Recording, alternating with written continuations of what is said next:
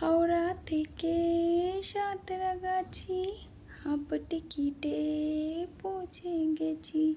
Ticket বাবু করলো ধরে এখন বুঝে গেছি। হায় আমি 16 পেরিয়ে গেছি, বাবু গো 16 পেরিয়ে গেছি।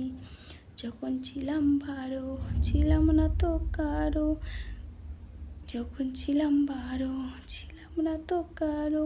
রসের কথা প্রথম শুনি যখন আমার 13।